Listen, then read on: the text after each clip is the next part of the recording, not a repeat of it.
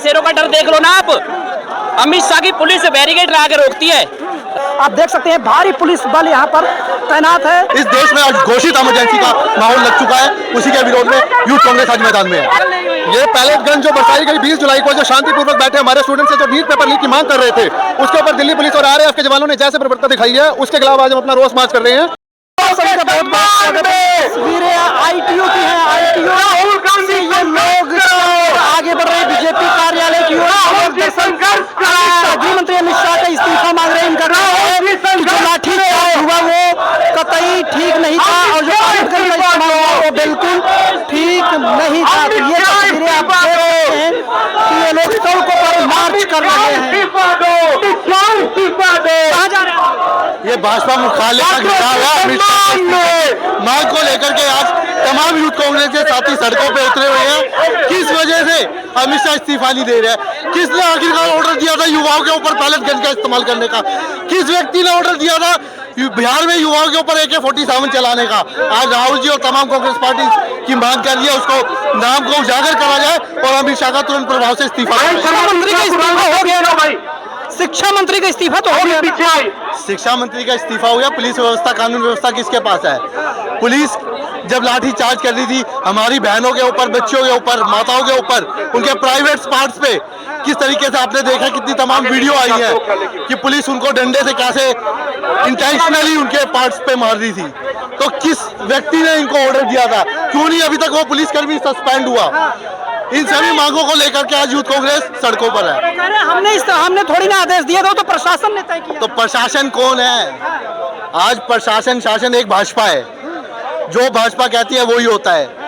तो इसीलिए माननीय अमित शाह जी की जिम्मेवारी बनती है और राहुल गांधी जी के आदेश पर सभी कांग्रेस के साथी यूथ कांग्रेस मैदान में है, अमित शाह जी के इस्तीफे की मांग करती है। आप राहुल गांधी मैदान में उतरे हुए हैं, लेकिन आरोप लगाते हैं कि राहुल गांधी युवाओं के नाम पर गंदी राजनीति कर रहे हैं। क्या गंदी राजनीति? अगर किसी व्यक्ति के साथ खड़े होकर थाने में 7-7 घंटे कोई व्यक्ति बैठ करके अगर इस देश के लीडर ऑफ अपोजिशन को 8-8 घंटे एक थाने में धरना देना पड़ रहा है एक जायज मांग को लेकर के इस्तीफा करवाने के लिए, तो क्या वो गलत है?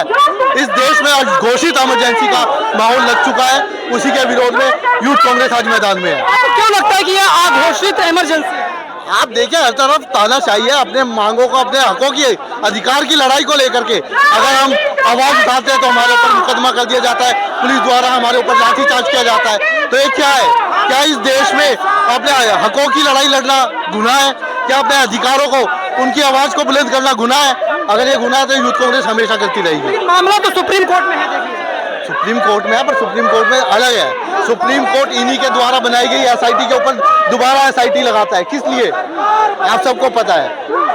लेकिन भारी बैरिकेडिंग है, भारी पुलिस बल तैनात, सब चकनाचूर होगा। आज बीजेपी कार्यालय का घेराव होगा।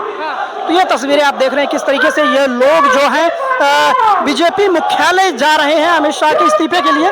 लेकिन आप यहाँ तस्वीर देखेंगे तो भारी पुलिस बल और भारी बैरिकेडिंग की गई है। अब इस बैरिकेडिंग के ये लोग कैसे लांघेंगे, उसके पार कैसे जाएंगे, ये आने वाला वक्त बताएगा। लेकिन हम कुछ और लोगों से बात करेंगे कि वो लोग ये क्या पैलेट गन ले रहे हैं? ये पैलेट गन जो बरसाई गई 20 जुलाई को, जो शांतिपूर्वक बैठे हमारे स्टूडेंट्स जो नीट पेपर लीक की मांग कर रहे थे, उसके ऊपर दिल्ली पुलिस और आरएएफ के जवानों ने जैसे प्रवृत्ति दिखाई है, उसके खिलाफ आज हम अपना रोष मार्च कर रहे हैं। और ये अमित शाह जी से इस्तीफा मांगते हैं क्योंकि अकाउंटेबिलिटी उनकी बनती है।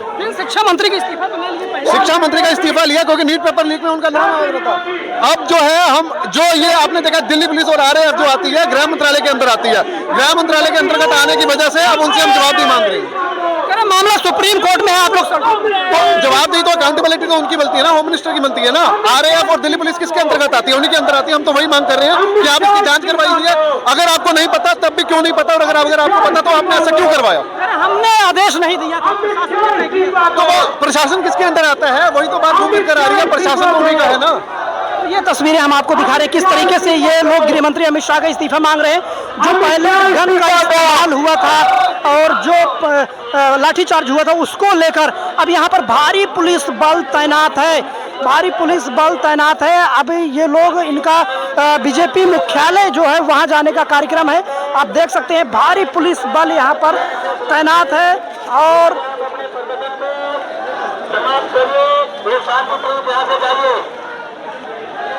ये देखिए अनाउंस हो रहा है कि यहाँ पर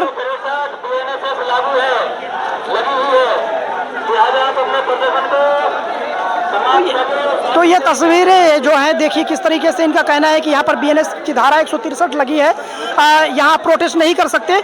अब देखिए हम यहाँ कुछ और लोगों से बात करेंगे कि ये यहाँ पर जो है प्रदर्शन कर रहे हैं, गृह मंत्री अमित शाह का इस्तीफा मांग रहे हैं। तो आप लोग आगे बढ़ रहे थे, आप लोगों को रोक दिया गया। यही तो डर है, यही तो कांग्रेस और राहुल गांधी जी के बब्बर शेरों का डर देख लो ना आप। मांग रहे हैं तो आप लोग आगे बढ़ रहे थे, आप लोगों को रोक दिया गया। यही तो डर है, यही तो कांग्रेस और राहुल गांधी जी के बब्बर शेरों का डर देख लो ना आप।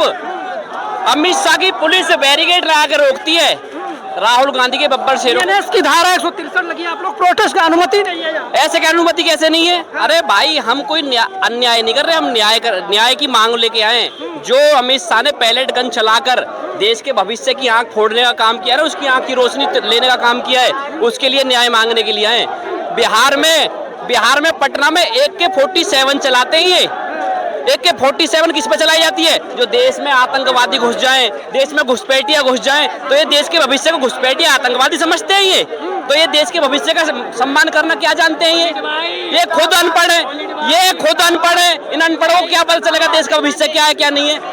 कमेटी बैठ गई है अब, जांच कमेटी। अच्छा, जांच कमेटी किसके लोग बैठे होंगे उसमें?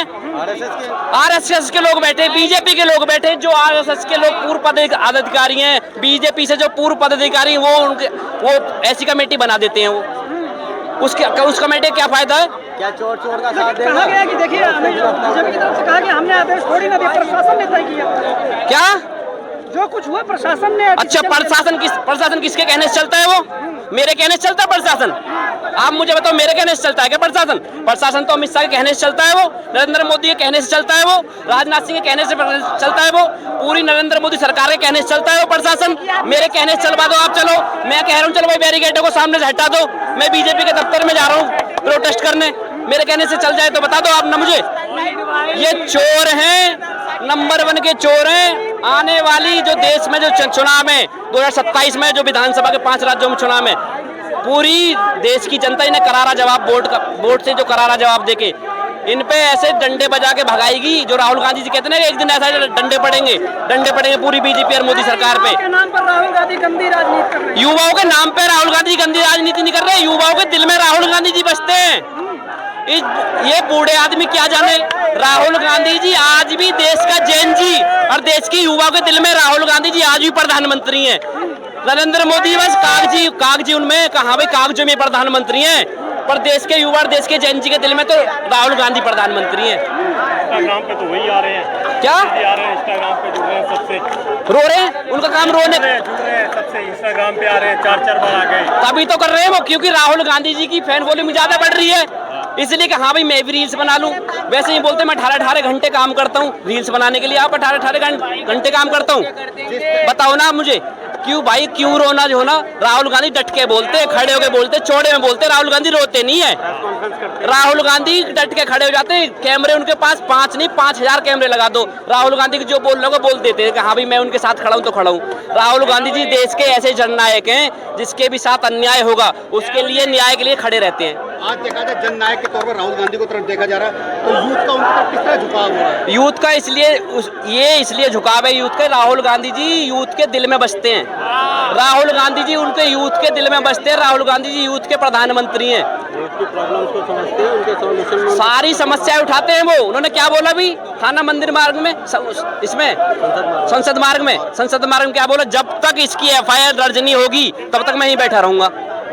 तभी तो लोगों के दिल में बसते हैं वो।